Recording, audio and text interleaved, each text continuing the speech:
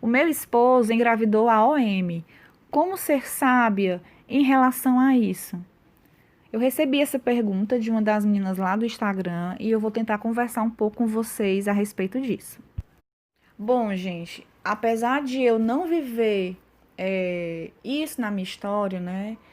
Nós estamos sempre sujeitos, né? Se o seu cônjuge está fora de casa, está com outro relacionamento, tanto a esposa quanto o marido, eu acho que a gente está sujeito a passar por essa circunstância, né?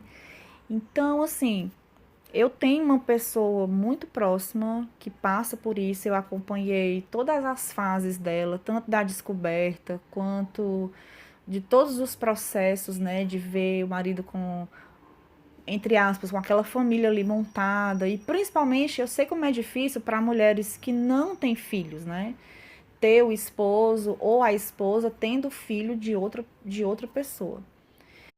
Então, eu poderia começar dizendo para vocês o seguinte: a, a partir de agora, que tem uma criança, né, que não é seu filho, mas é filho do seu marido, essa criança, ela nunca mais vai deixar de existir, né? A não ser que ela morra, né? Mas, via de regra, é uma pessoa que vai até o fim, né, da vida dele, de vocês, se vocês voltam, conviver com vocês, né? Então, o que eu sugiro que vocês possam ressignificar essa notícia, sabe?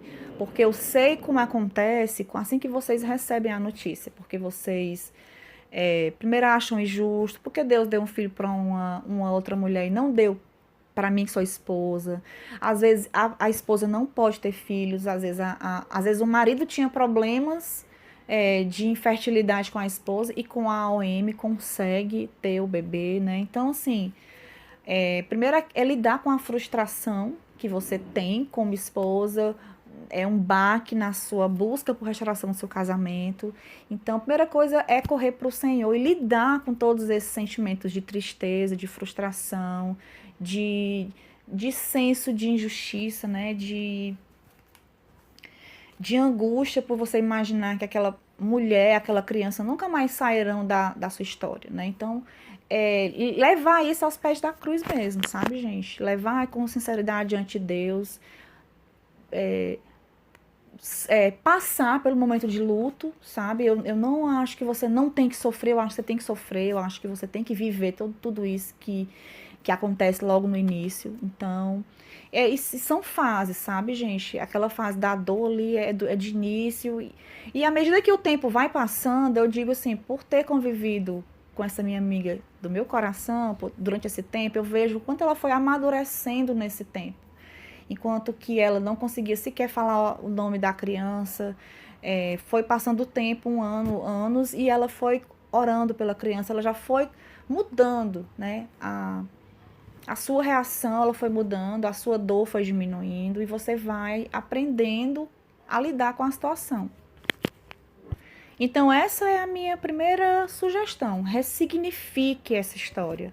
Depois que você vivenciar todo esse primeiro momento de dor e frustração e tristeza, você pode levar, em vez de você transformar a sua dor em algo ruim, você pode transformar em algo bom.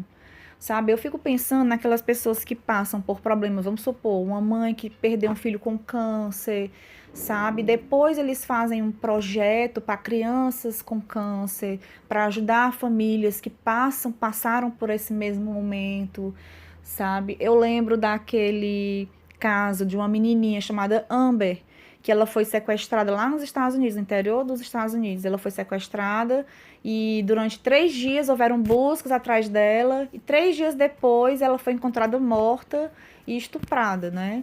E essa nunca foi um caso que nunca foi solucionado.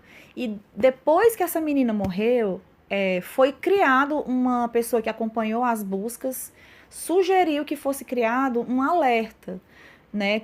Quando uma criança fosse sequestrada nos Estados Unidos, criariam-se um alerta, tipo o alerta que acontece lá para tornados, furacões, né?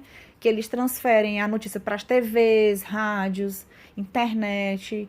Então, através da perda, né, dessa criança chamada Amber, muitas crianças foram salvas. A família sugeriu, né, houve-se um projeto de lei e hoje existe o alerta Amber. que salvam muitas crianças de serem mortas porque há essa divulgação em massa, né, quando a criança é sequestrada. Então, eu lhe diria, faça a mesma coisa, ressignifique a existência dessa criança, sabe?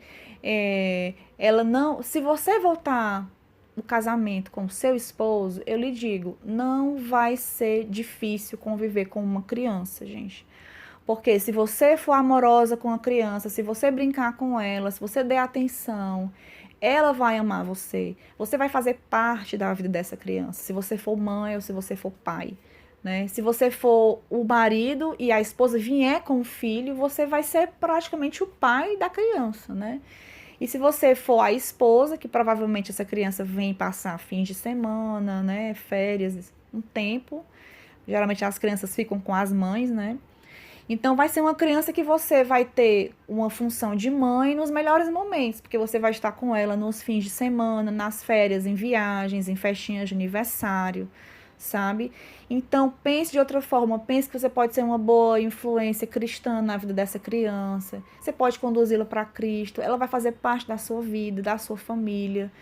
E eu digo uma coisa, gente, eu trabalho com criança e eu sei o quanto é fácil você amar uma criança. Eu acabei de sair de uma sessão com uma turminha de ABC, 12 crianças. Por mim, eu traria todas elas para minha casa, porque eu me apaixonei por todas, sabe? Então, eu digo uma coisa para vocês, ressignifiquem. Você vai ser uma tia que ela vai amar, você vai ser uma pessoa que ela vai querer chamar de mãe, sabe? Eu tenho uma história de uma moça chamada Aline, que se eu encontrar a história dela, eu trago só a história dela para vocês, gente. Ela é uma pessoa que ficou 7 anos separada, o marido foi esse caso, o marido foi morar com uma OM, engravidou a OM, foi morar com ela, e aí, 7 anos depois, ela não buscava restauração, uma pessoa completamente alheia de tudo isso que a gente vive, e o marido um dia chegou para ela perguntando se ele voltasse, ela aceitaria ele de volta. E ela aceitou ele de volta. E ela conta essa experiência, né? Porque é um menininho, na época eu acho que ele devia ter uns 5, 6 anos. E ela posta foto deles e o menininho ama ela e ela diz que o menininho quer chamar ela também de mãe, sabe? Então, assim, ela conta momentos maravilhosos que ela tem com essa criança, porque a criança faz parte da vida deles, sabe? Ela assumiu essa área, né? Que você pode ter um sentimento de mãe por uma criança que não é sua. É como se fosse uma adoção, né? Você adota essa criança no seu coração, sabe? E eu digo uma coisa para vocês, por mais difícil que isso seja, né? Eu não estou dizendo que é fácil, por mais difícil que isso seja, o que pode te ajudar a tornar isso mais fácil é você lembrar que o Senhor nos toma como filhos adotivos. Nós não somos filhos legítimos do Senhor, ele só tem um legítimo que é Cristo. Mas nós somos feitos filhos de Deus por adoção, porque Deus é tão bom e tão misericordioso que ele foi capaz de nos tirar de um tremendal de lama. Ele olhou a nossa condição miserável e ele se compadeceu de nós. Ele nos deu a mão e disse assim: você vai ser meu filho. E ele nos deu tudo. Ele nos deu a vida, ele nos deu a salvação e ele nos deu isso através de Cristo Jesus. Então, se Deus fez isso por nós, sendo nós pecadores e miseráveis e merecedores da graça de Deus e da sua misericórdia, da sua bondade, por causa dela, por ele ser tão bom e tão misericordioso, ele fez isso por nós. Então, se nós recebemos a misericórdia e a graça de Deus e que ele nos adotou como filhos, nós podemos fazer o mesmo, através do amor de Cristo que está nos nossos corações. Se nós amamos a Deus, nós conseguimos amar outras pessoas, por mais difícil que seja a situação. E em Romanos 12:2, gente, diz assim: não vos conformeis com este mundo, mas transformai-vos pela renovação da vossa mente. Então, o mundo diz que você não deveria amar essa pessoa, o mundo diz que é injusto, você mesmo diz, porque nós somos pecadores e nós achamos tudo isso bastante injusto para que a gente possa aceitar. Mas o que o Senhor nos convida é para que a gente possa renovar a nossa mente à luz da sua palavra, sabe? E se você conseguir renovar sua mente através da palavra de Cristo, você vai experimentar qual seja a boa, perfeita e agradável vontade de Deus.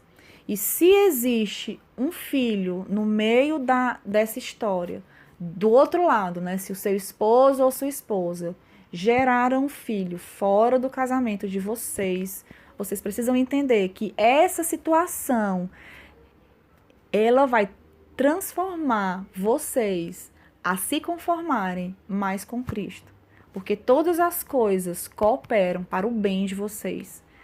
As coisas não cooperam bem, gente. Não cooperam para o seu bem-estar. Entendam. O seu bem é você ser mais parecido com Cristo. E isso, normalmente, na vida do cristão, é conseguido através do sofrimento. Então, se Deus está colocando esse sofrimento na sua vida, você pode entender que tudo isso que está acontecendo será para o seu bem. E se você renovar a sua mente à luz de tudo que eu falei aqui, da palavra de Deus, você vai experimentar a boa, agradável e perfeita vontade de Deus. Se a vontade de Deus foi que o seu esposo ou esposa gerassem um filho fora do casamento, isso será bom, perfeito e agradável na sua vida. Tá bom? Eu espero ter ajudado vocês. Mais uma vez, né, gente? Fiquem com Deus, que Deus os abençoe.